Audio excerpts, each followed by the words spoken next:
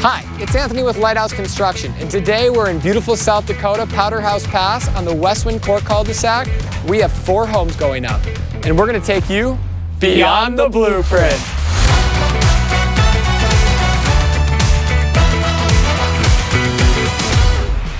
So we actually have 4 homes going in on this cul-de-sac. This one at the end is a full basement.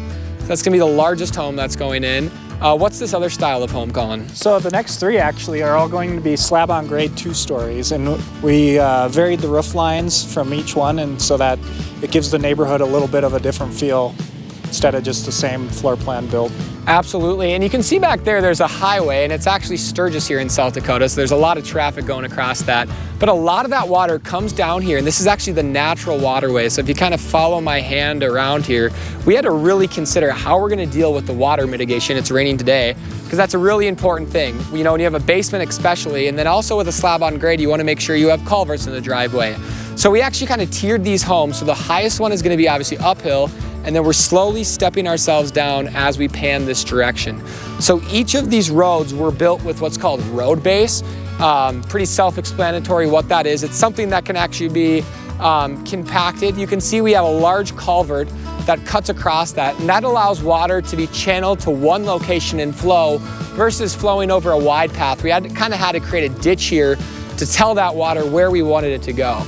And then that's gonna flow right into the 3-stall garage of this home. So let's take a little bit deeper dive at some of the underground mechanical work on this particular home. So we're standing here, we now have our compacted fill that's inside the home. You can see we have an ICF, so an insulated concrete form on this home. We've actually cut down where our garage doors are gonna go. So once we're completed here, the top of the slab is gonna be at this elevation.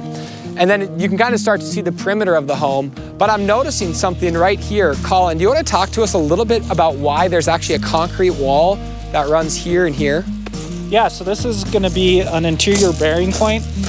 And so what we want here is we want a nice solid foundation so that we can transfer that load down into the ground. And so this is actually an interior bearing wall.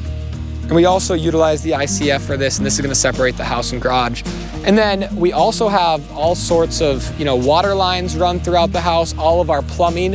When you do a slab on grade, having plans that are up to date at the beginning is crucial because it's much more difficult if you want to move like a floor drain or something like that after the fact.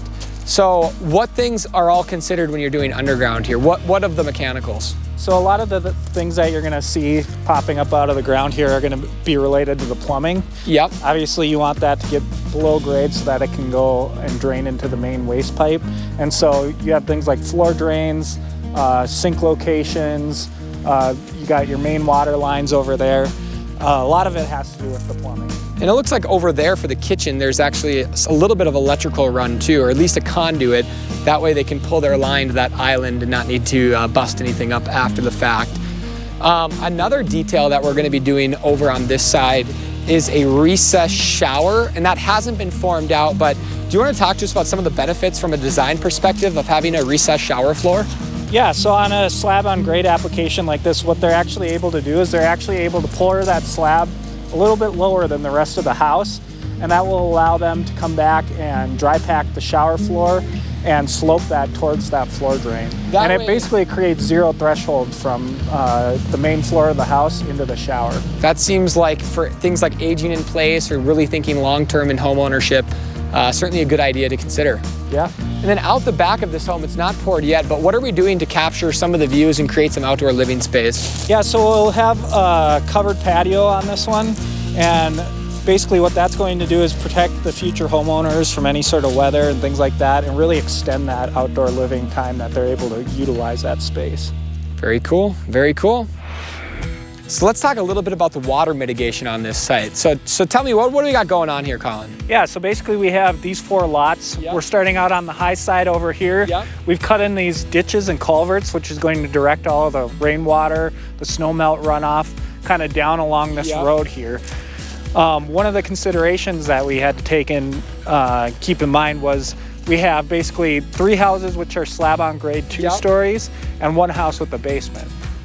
And so the way we kind of navigated around that was we did our house with the basement up on the high side, and then our slab-on grades as the grade gets lower here. There you go. I think that makes a ton of sense. It's using the natural topography of the land to your advantage as you're selecting the homes that you're going to introduce to the market. And it looks like these culverts are pretty generous in size. I've been driving through and I've seen a lot smaller culverts in areas. Why do we use such large culverts here? Well, just with the volume of rainfall and especially snow melt up in this area, we really wanted to kind of plan ahead, make sure that we were sizing these correctly. And as you can see already, they've been doing their job. There you go. Yeah, that makes sense. You plan for that one event every 5-10 years and then you're covered, right? Yes. Absolutely. Well, let's take a look at some of the process here. So we've now finished the early phase of the excavation. You can see I'm standing on some concrete here. This is a footing. So the footing is almost like a snowshoe where our foundation wall is going to sit on top of this. That helps kind of distribute the load. And if you see where Colin's standing down there, this is a stepped footing because we got to allow that natural water to flow here. So in order to achieve that and make sure we have our frost protection, we've dropped this down and we're going to have a taller ICF wall built upon here.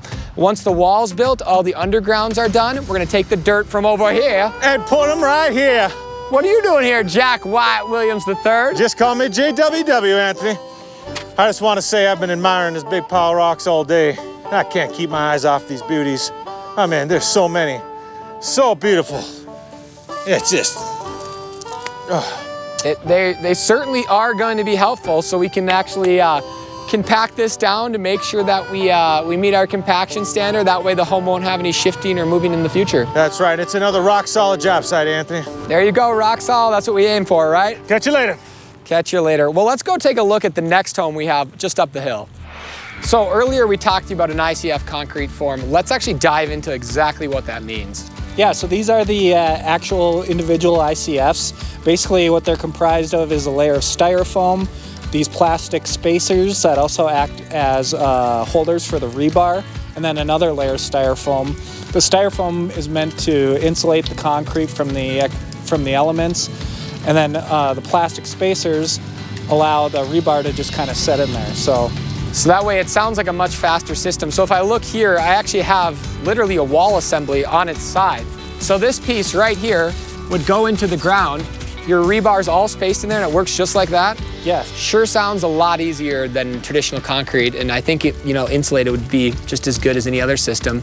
How do you attach, your wall, drywall to a product like this? So basically there's plastic tabs that are embedded into the styrofoam, and you're able to screw into those just like a traditional stud layer, and you're able to attach either your interior finish or your exterior finish to that. Well, there you go. Certainly sounds like an interesting product. I'm glad we're using it here. Well, it's always fun to come out to the job site and take a look at the progress. Sure is. For me, it's always fun to get out of the office and come and take a look at the job site, see the progress. Get away from the desks for a little bit. Yes, absolutely. Next phases here are really going to warm into some of the framing progress, and we'll keep you updated along the way. Thanks so much for joining us, where we took you beyond the blueprint.